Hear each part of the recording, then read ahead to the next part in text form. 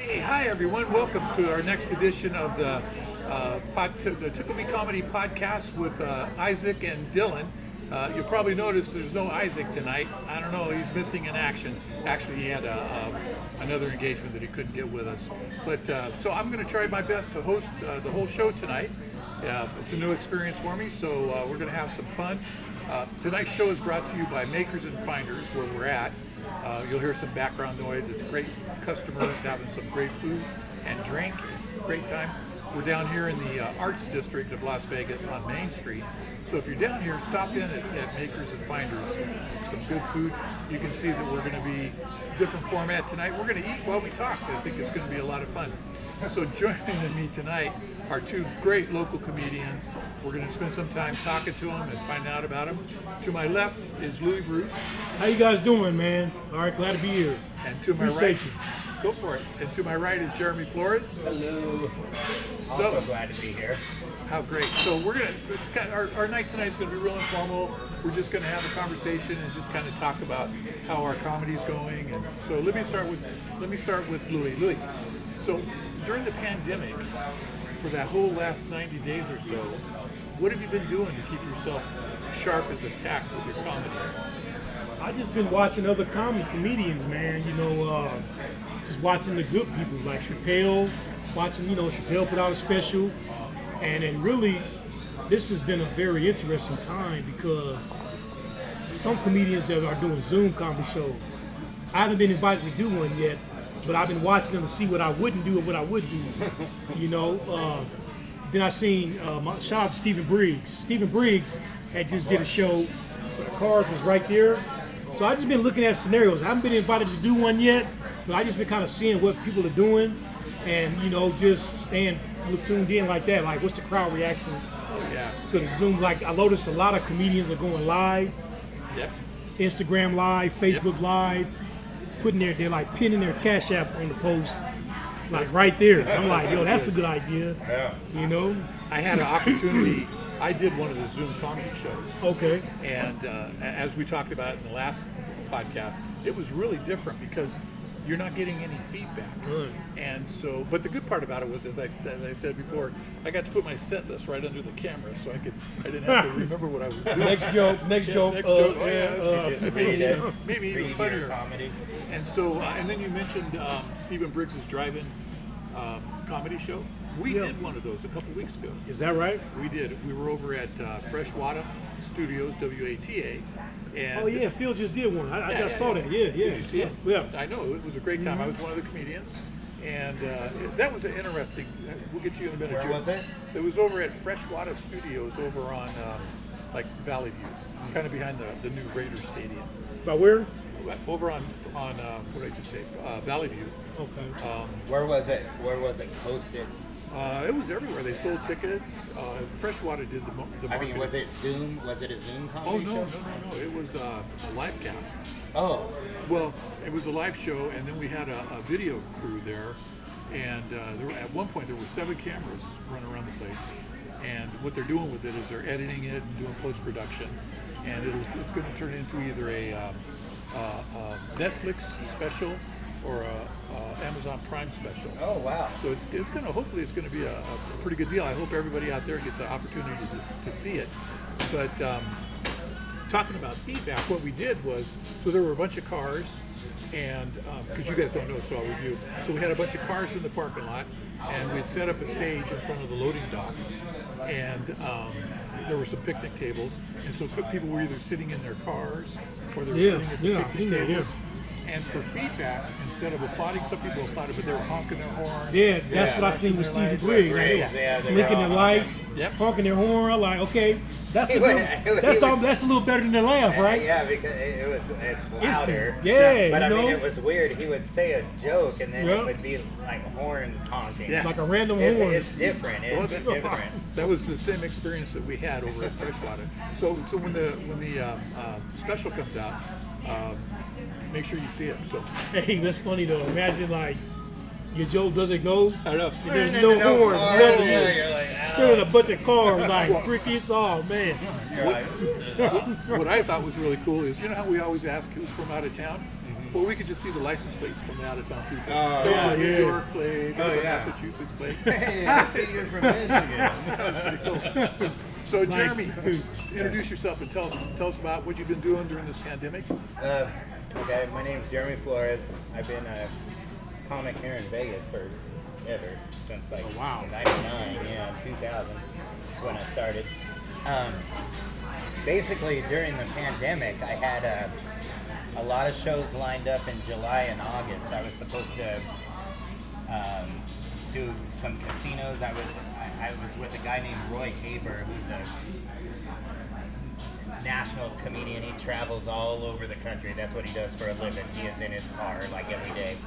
And him and I were gonna do shows from here up the West Coast all the way into Vancouver, Canada, and everything got canceled. Like I had 2 months worth of gigs canceled. So actually with me, I've taken this time to kind of regroup as a comic.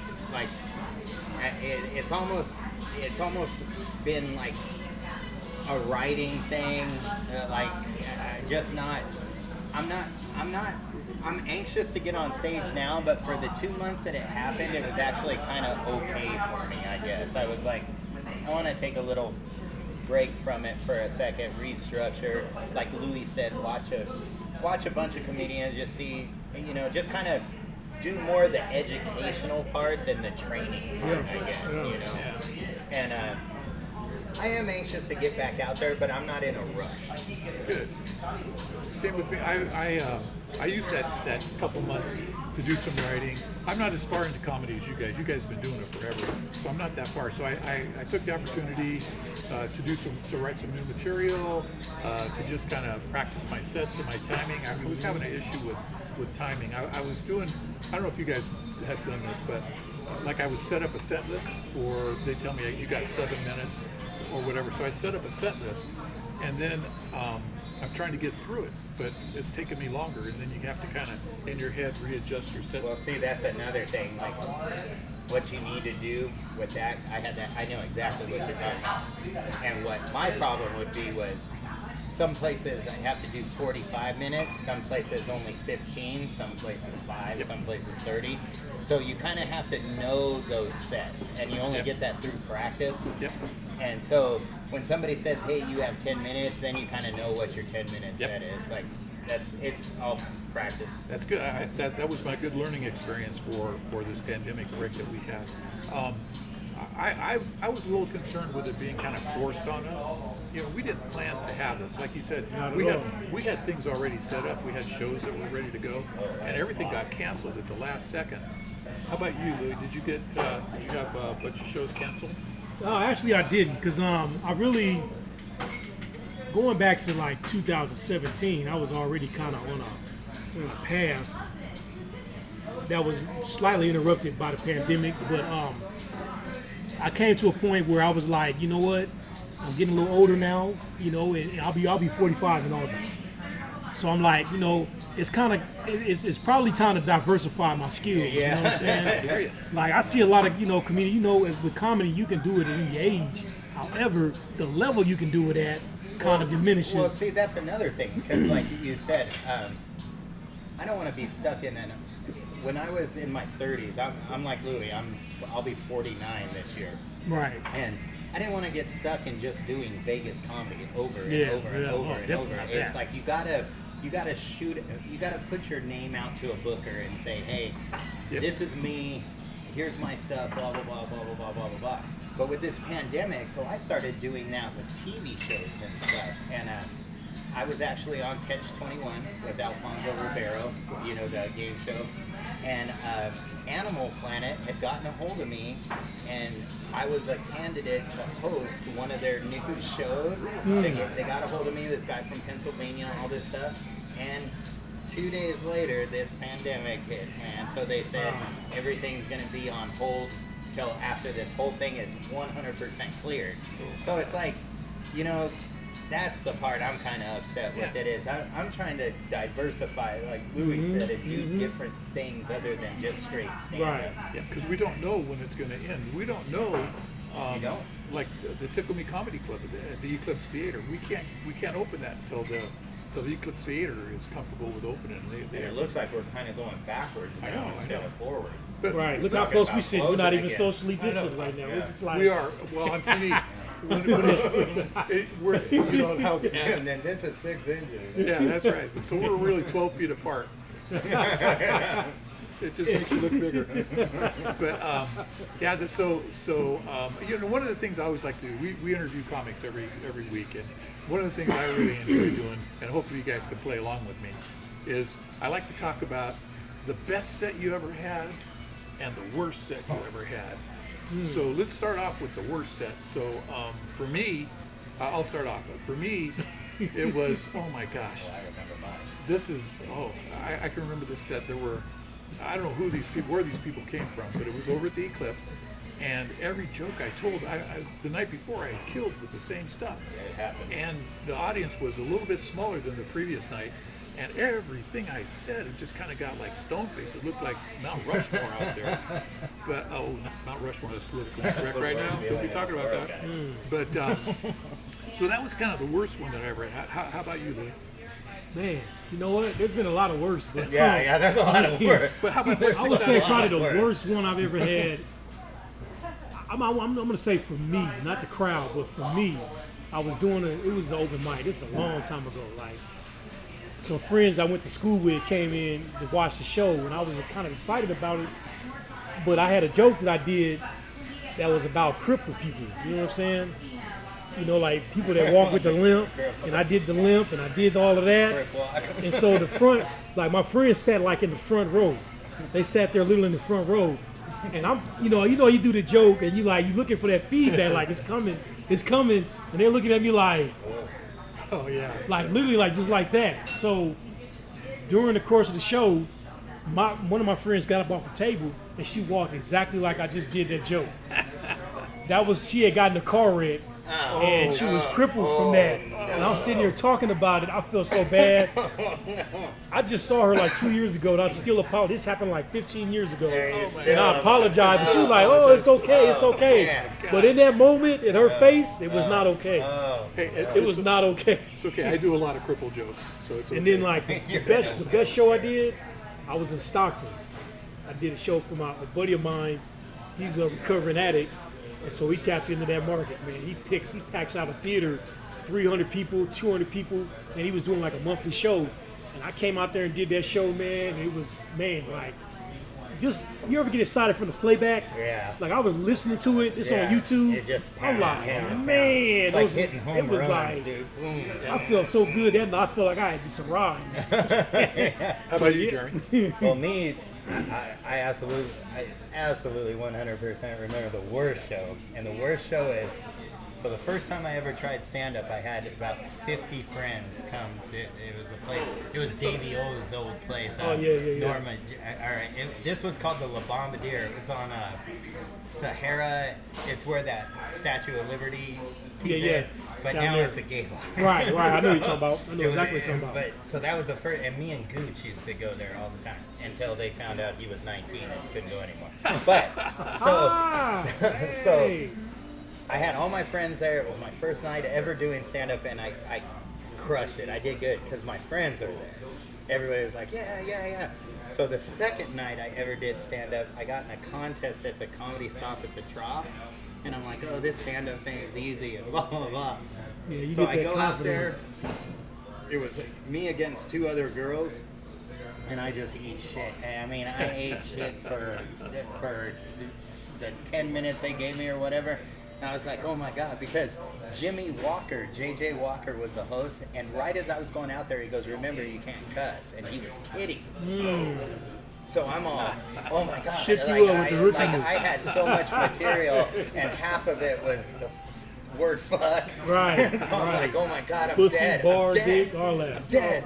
So I go out there and I do my thing and I leave and I'm like, oh my God. So they go, okay, we're going to bring out the 3 contestants. And as the girls were in front of me, right before I turn the curtain, I hear a guy out in the audience say, damn, I hope they didn't pick that guy because he fucking sucked. And I was You actually like, heard him say that? oh yeah, my heard God. it, but clear as That's day. hilarious. And I was like, oh my God, I'm never doing this again, ever. And then some lady was like, oh, you should keep doing it. And I was like, yeah, I'll try. But that was the worst night.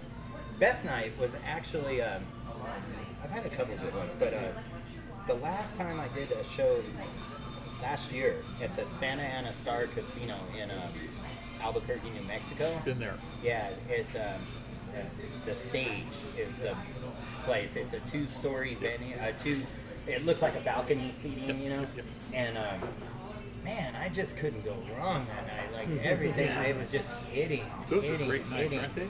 Yeah, and it was just good night. They're one of those good nights, you know. But I get a few of those every once in a while. That's always good. Honorable mention when we did the show in Kingman. Was that Kingman? Or was that Kingman was a good one too. What was that Tell place? us about it. The Route 66. Route bar, 66. or Yeah, hotel or whatever. yeah.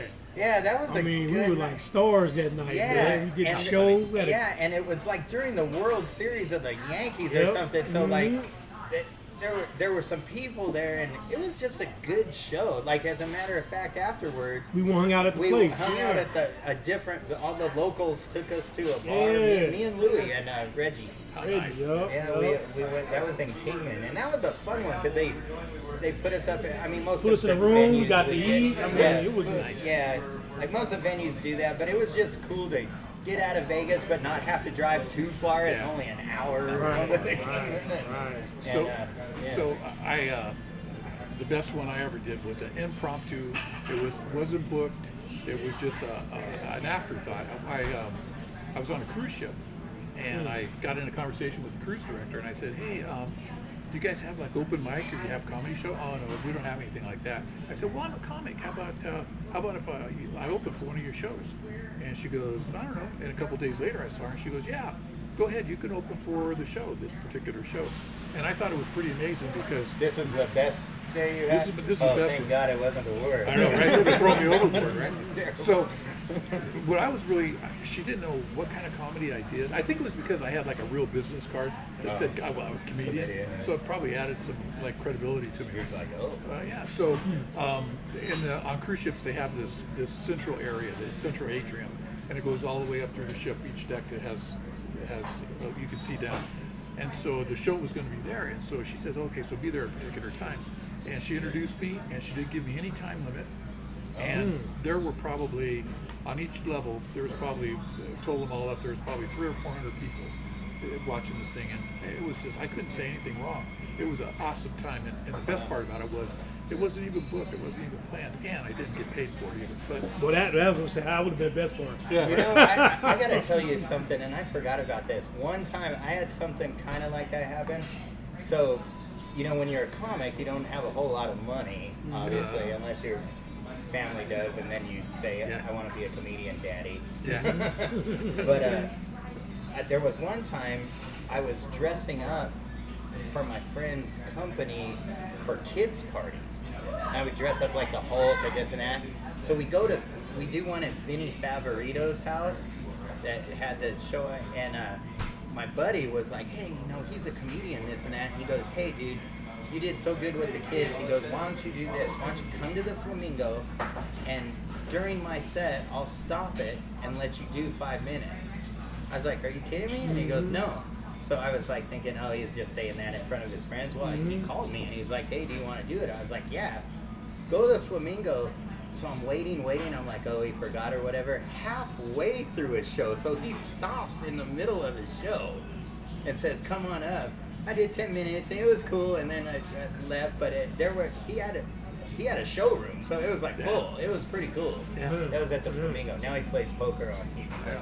You know, as you were Oh talking, yeah, he's still in Vegas. Yeah, well, he does the poker. He's on, you know, those late night TV Oh, okay. poker things. He's Okay. one of the regulars on that. Oh, okay. Like as you're telling that story, it reminded me of another cruise I was on, and in the showroom there was this headliner comic. so you're one of the rich comics No, because no, you no. go on cruises Yeah, all the time. Yeah, I'm in the bilge. But so he was in the showroom, and my wife and I were there, and so, you know, I'm a big guy. and I always sit in the front row. And what happens to the big guys in the front row? Get They talked always get about. picked on. Oh, yeah. So this guy starts picking on us one night, and my wife had him laughing hysterically. Told him that she drove a Pinto. He goes, "What kind of stereo you got?" And she goes, "8-track tape player." So anyway, and then he asked that question, "What do you do?" "I'm a comedian." And he goes, "Oh, that's pretty good." So a couple days later, we went back to his show, and same thing happened. Right in the middle of his show, he goes, he was going to play the guitar, and he says, "All right, so we have a famous comedian here." And he handed me the mic, and he took like 5 or 6 minutes for him to tune his guitar. And I had the audience roaring, but it was the same kind of thing. Yeah, just impromptu pulled you up. Yeah. So let me move to a different subject a little bit. So when you're out in the public and they ask what you do, and you say you're a comedian, what is the first thing happens to you? Oh, they I get say, sized up. Do you? well, then get they sized ask you up. to tell you a joke. Yeah. Oh, tell me a joke. Yeah. What do you do? I just always say, well, I don't really do jokes. I do bits.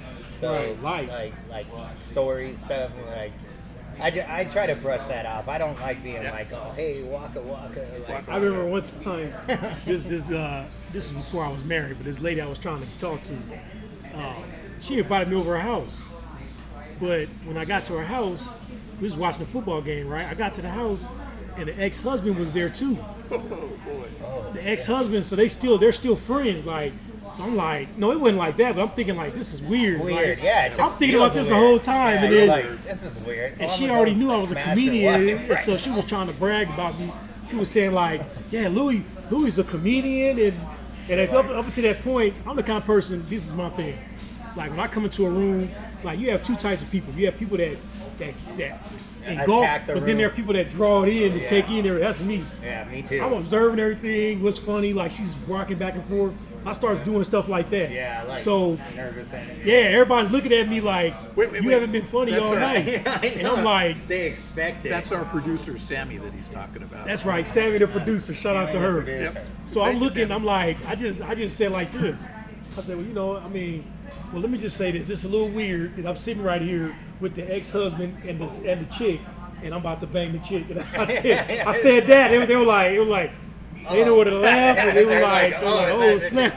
Well, hey, so Louie and I, we both drove rideshare because that's what Right, oh, anybody who's an actor, comedian, anything, man. especially in LA, that's what you do. You drive rideshare because you don't miss auditions anymore. Right, Like, right. Back in the day, if you were an actor, you were a waiter, and you had to try to. It was an issue. Now everybody just rides rideshare. You have an open schedule. But with what you just said, would you? I would never tell the people that were in my car I was a comedian until they were almost where I needed to drop them off. Right, It was like a bunch of chicks drunk in your car. They're like, "Tell me a joke." I made that mistake a million times. Man. I got to do stand up after I drop you off. Oh, really? Tell me a joke. Right, And it's right. like, I know there are some will comedians I never know say that give out their again. cards in the Lyft car. Really? Like I don't give out. When I'm in a Lyft drive, I'm not even thinking like that unless they get in there laughing with me. Yeah. I may joke with them a little bit. Yeah, 'cause and I'll listen- jab it in. I'm a comedian now. I'm kidding. Yeah. Yeah, man. I don't even. I hated No that. way. I hate that. You do. You hate it. You're like, oh, tell me a joke. It's like, come on, man. You know, like oh, you go a see stripper? show. You a stripper? Yeah, Show me your Show titty. me a titty. Yeah, like make me some fries. Do me some of that stripper stuff, right? Yeah. Okay, I like it. Make me some fries. So let's change gears a little bit. Let's talk about how you got into comedy and what your I lost my thought. What your MO is. Oh, what the MO, that kind of a thing. theme. Yeah. So let's start with you, Jeremy. Okay. Me, I started because ever since I was 16, I'm like 100 now, maybe 49. When I was 16, I had this notebook that I just wrote stuff, and I always liked comedy. Like I watched Delirious, Eddie Murphy's Delirious when I was 12. I had when we would go on in high school, when we'd go on our trips for sports, I would always bring my Richard Pryor cassette tapes. And to this day, my friend is named Fist Sandwich. That's his nickname because Richard Pryor does a bit about that. But when I moved here to go to college in '91, I'm from Barstow, California. That's a joke in itself. But when I moved here, my buddy came to me. He moved here with me, and he goes, "All right." He goes, "I signed you up for an open mic with stand-up comedy. You have 2 weeks to prepare." And I was like, oh shit, like, oh shit, you know, I did, you did what? And then, then he signed me up and I did my first one and been doing it ever since. So what is the MO of your comedy? See, mine, I started, that's why I was so terrible at stand-up when I first started, was because I tried to emulate like Eddie Murphy and Richard Pryor, which is a storytelling type comedy. And but the thing is when you become a storytelling comic, which is like most comedians, you gotta learn not to just drag something that's funny to your friend is not going to be funny to an audience unless there's a way to do it. And how old were you? I was 26 when I started. That's a little harder at that age to have a story because you still still grown. You're still young. Yeah, you haven't went through the divorces and the failed situations. He's you gotta, you right. know. Yeah, I took a couple breakups before I got good. Right. That's that pain. That pain, man. You gotta have some pain. You gotta have some pain. Yeah, you said it right there, man. Like, that's what it is. Like for me, when I didn't even realize that. You're right, because of my immaturity. Yeah. You think about what you were talking about then versus what you can talk about now. It's a major difference. Lots more experience. You know what I'm saying? That's smart. Right. Exactly. I had to look at that like I couldn't talk about this now. I can talk about it now because you've lived it, but that is brilliant. I never thought about that. That's right. Absolutely, that's good. You think Chappelle was talking about the same thing when he started at 15? Right. And he can talk about now? Not at all. Gotta go through it. How about you, Lou? Well, me, man, I got into comedy by default because no, for real, I was with a young lady who was living together, and I lost my job, man. So I wasn't working, and you know, you around the house, and they kicking in, it starts getting a little tense. So one night we was sitting there, I'm just racking my brain, like, what can I do? I want this job, I want that job. And Comic View came on TV. There was a show called Comic View. It's come on BET. Yeah, and Comic View, it got to the point where they were doing like best of episodes. Best of all other bits about this, or jokes about that. And so I've been watching them. I started recording them. Like, I think I could do that. You know, in my mind, I thought all you had to do was show up, get on the stage, and tell some jokes, and that's it. What? So I went down, I went down to the comedy club in Sacramento, man, this place called Laughs Unlimited, and they had an open mic on Wednesdays. So I went down there thinking I'm finna go on the stage, and then the guy was like, everybody that's taking this comedy class is going up, and then all you guys that are left can get on. So I sat there for like 3 weeks. Where was that? Laughs Unlimited in Sacramento. Oh, in Sacramento. Yeah. So I didn't get up for like 3 weeks, and I'm like, yo. So I met one of the guys in the class, and he said, just sit in the class and see if you like it. I'm like, there's a class for funny? I never knew. But I'm like, I didn't know they had stand-up teaching, so I went in there and listened, and I watched it, and I was like, nah, I'm not gonna do this. I think I can do something. So I said, I gotta find another way to get on stage. So a friend of mine had a poetry venue. He did poetry over mic. So I went down there. Yep. And I didn't have no material. I was just thinking I could just be funny. And the first time was good, but then the second time wasn't good. That's how mine was too. So I was going up there, and then finally I got up at Laughs Unlimited. And that 5 minutes went by so quick. Oh, yeah. You know, because, like, I mean, this was like 2002. It isn't like it is now. Like I was telling the comedy the other day, like, comedians didn't produce shows like 15, 20 years ago. Oh, God, no. You either had to go to the comedy club or grab a mic and go outside somewhere. Yep. Or do that at a party on the low. When I started, Davey O was his open mic was the only open mic in town. Really? And it was Friday nights, me, Hilder, Matt Markman, Brant, Tobler, all these people.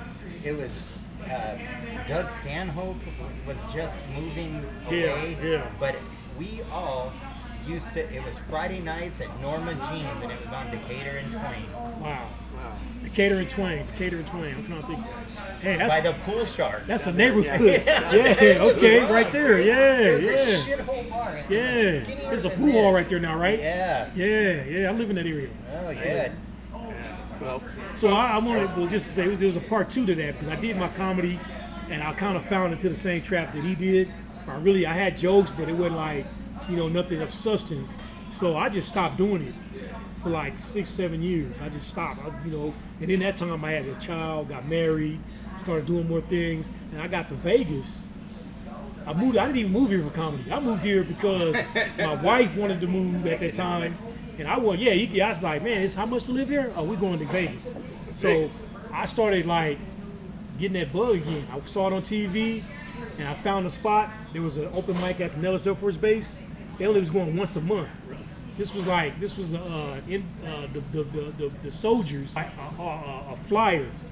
I saw a flyer. This was not even on social media. I saw a flyer, and I went down to Meatheads, and I started meeting all the comedians, and it just started from there. My first show was at the Power Exchange. Yeah. I don't know if I remember the Power Exchange. It was right over here. It was a sex club. Long story. Whoa. Angie Crum used to run a show in there. You never did that? No. I think you was taking a break around that time. Yeah. I remember that place. Yeah. So we're coming up towards the end of the show, and I just want to give you both opportunity to tell the audience what's coming up for you, if you have anything planned, where we can find you, if you on social media, that kind of stuff. So let's start with you, Louie. Well, as of right now, hopefully somebody that books shows is watching this show and say, I remember that guy. Let me see what he's kind of like Phil Pareto. Like I hadn't talked to Phil in a while, and out of the blue he said, "Hey, come do a podcast." Like, yeah, let's do it. Yeah. I just did Miss Arkansas's podcast the night before. Really? So, that's how it starts, that momentum, So if somebody could put me on the show, I'm ready to try it out and see what it's like, pandemic comedy. But on the other side of that, I'm a financial professional. I also sit down with families, and one of my initial goals was to get comedians protected with life insurance and stuff like that. But that's my business. If anybody wants to hit me up on that and talk about that opportunity, you can find me on Facebook, Louie Bruce, or on Instagram, it's Louie Bruce. And that's just a key piece. I like motivation, inspiration. I like that too. In addition to the jokes. Yeah, that's awesome. So, if there's anybody out there, talk to me, I'll talk back. There you go. I like it. Wait. And how about you, Jeremy? Me, I have nothing going on. No, I bartend. I actually bartend at a bar called Boondocks Pub. But once the pandemic thing calms down a little bit, I'm going on a trip. I've been training for a mini triathlon, so I'm going to do that. Oh, snap. In Arkansas, August 2nd. That's all I got going on. But on my Facebook and Instagram, everything is Jeremy H. Flores with an S. Jeremy H. Flores. All right. Well, listen. Yeah, so follow them, contact them if you need some financial advice. I told this story last week. My financial advisor informed me that my 401k is now a 101k. Yeah, you got to do that, especially now. He's driving a Mercedes. I don't know what I've been slamming into a Roth IRA. That's what I've been doing. That's smart. When did you set it up? Last year. Yeah, that's for our age group. That's good, man. Fund that I put thing. it under Vanguard 2040. Just Right. let it go. That's right. So that would be the financial hour. No. Yeah, right. Sorry. Yeah, they bring Phil. podcast. Phil is the man in that too. That's what I know. Yo. So I've been Dillon Dilligaf, and this has been the Tickle Me Comedy Podcast. I hope you enjoy it. I hope you come back and watch. Hope you follow us, like us, and we'll be out there on social media. So with that, thank you, Jeremy. Peace Thank out, you, Louie. y'all. Hey, man, thanks for having me. All right, Appreciate Thanks it. for having me.